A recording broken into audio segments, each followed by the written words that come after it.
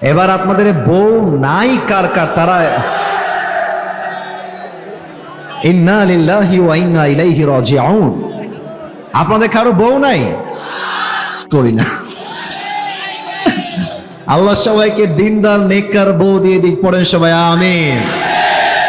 আসলে যুবকদের যাদের বউ নাই তাদের জীবনে কিছুই নাই গো যুবক ভাইরা।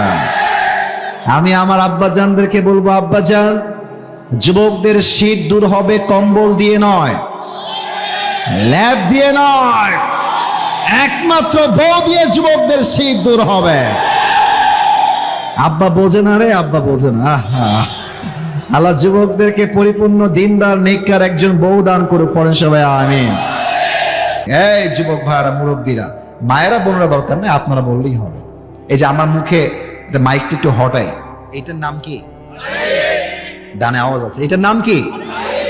আচ্ছা, আপনারা যতটুকু আমাকে দেখা যায়, যতটুকু দেখা যায় আমাকে বলেন তো, এই দাড়িটা নবীর সুন্নাহের ভালোবাসায় আমি আসিফ হুজুর রেখেছি, সত্য কথা ওয়াল্লাহি আল্লাহকে সাক্ষী রেখে বললাম, আমাকে দাড়ি রেখে কোনোভাবে আনস্মার্ট লাগতেছে না? এটা তো আস্তে হয়ে গেল, আনস্মার্ট লাগতেছে।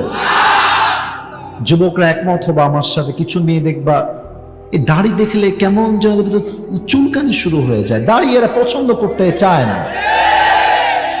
বলবে দাড়ি রেখে যখন বিয়ে করতে যাবা, মেয়ে দেখতে যাবা, দেখবা মেয়েটা বলবে, আচ্ছা দাড়িটা কি কাটলে হয় না? আপনাকে দেখতে কেমন যেন মুরব্বি চাচা চাচা লাগছে, একটু কাটলে ভালো হতো।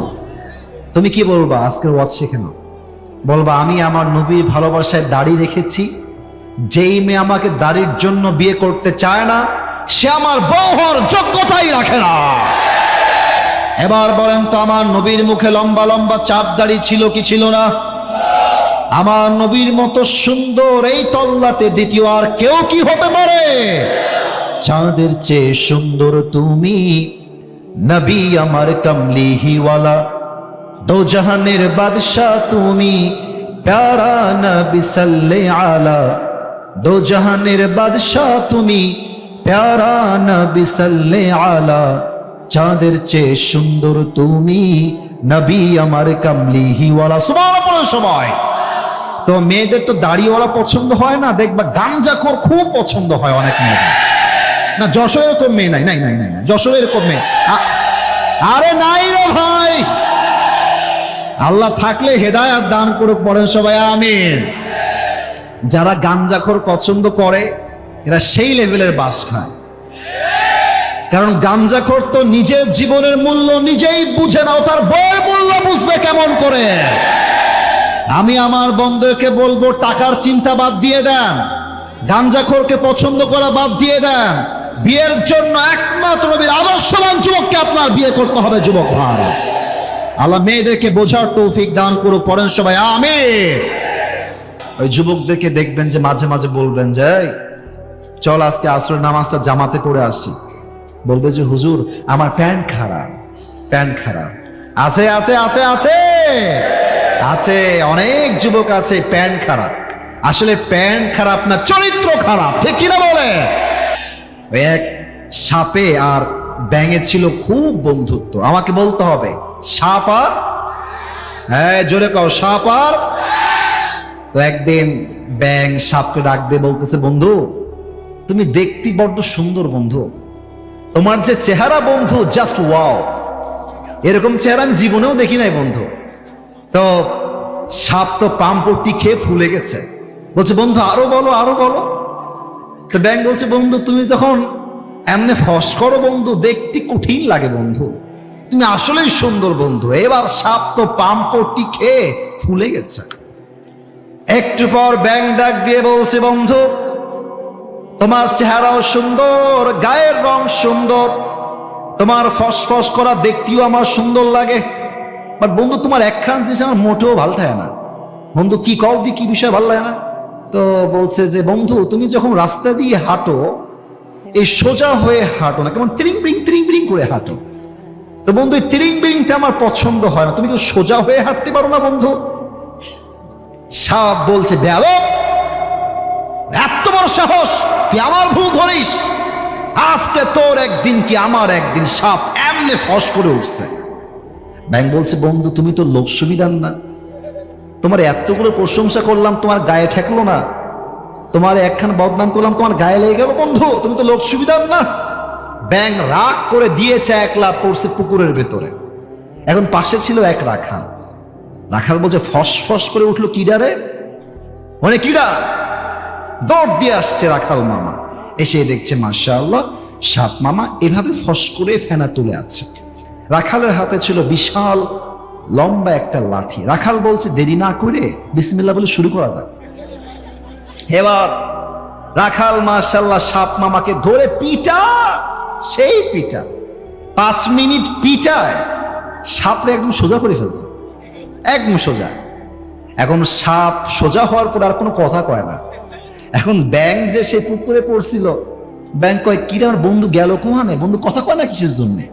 বন্ধু গেল কোহানে আমার? এখন ব্যাঙ লাফ দিয়ে উঠে আসছে, এসেই দেখছে বন্ধু আর তিরিং বিরিং নাই, বন্ধু সোজা হয়ে গেছে। কিরে ব্যাঙ বলছে, কিরে বন্ধু সোজা হলো কেন বেলা? দৌড় দিয়ে আসছে ব্যাঙ সাপের কাছে, এসে দেখছে বন্ধু আর জিন্দা নাই। বন্ধু সাপের ফেনা মেনা বিষ বের হয়ে বন্ধু দুনিয়ার থেকে বিদায় নিয়ে পটল তুলেছে। এবার ব্যাঙ বলছে, বন্ধু আপনি সেই সোজা হইলেন, তবে ফেনা থাকতে আর সোজা হইতে পারলেন না, ফেনা বের হয়ে সোজা হইলেন, ঠিক কিনা বলে? তো যুবক, তুমি একদিন নামাজি হবা, একদিন তুমি হারাম থেকে বের হয়ে আসবা, তবে ওই যে যৌবনের বিষ বড় মারাত্মক বিষ। এই বিষ হাজার হাজার যুবককে ফজরের নামাজটা জামাতের সঙ্গে পড়তে দেয় না, ঠিক কিনা বলে? তাহলে 1 নাম্বার, আপনার আত্মা পরিশুদ্ধি করবেন 1 সপ্তাহের জন্য, আওয়াজ দিয়ে বলেন সবাই, তিনি কে? 2 নাম্বার আমল হলো, যেই বান্দা আল্লাহর কাছের বান্দা হতে চায়, কুল ইন কুনতুম তুহিব্বুনাল্লাহ ফাত্তাবিউনি ইউহিব্বুকুমুল্লাহ। আল্লাহ তাআলা বলছেন, নবী আপনি বলে দেন, তারা যদি আমি আল্লাহর ভালোবাসা চায়, তারা যদি আমি আল্লাহর কাছের বান্দা হতে চায়, তারা যেন আপনাকে ভালোবাসে। যে আপনাকে ভালোবাসবে তাকে আমি আল্লাহ নিজেই ভালোবাসবো। সুবহানাল্লাহ।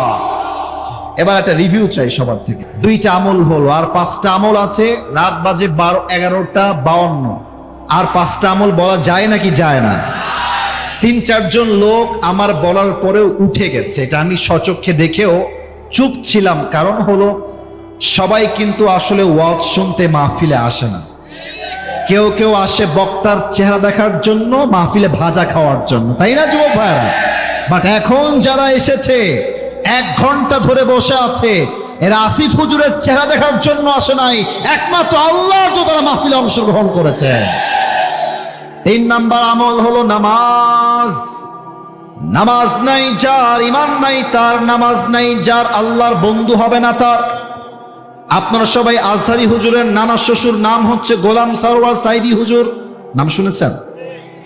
আমার চাইতে আরো সুন্দর চেহারা ওনার, 50 বছর প্লাস তার বয়স। উনি একটা কথা প্রায় বলতেন, নামাজ নাই যার, ইমান নাই তার। নামাজ নাই যার, মুসলমান হিসেবে পরিচয় দেওয়া কোন যোগ্যতার নাই যশোরের ভাড়া আমার, ঠিক কিনা বলে?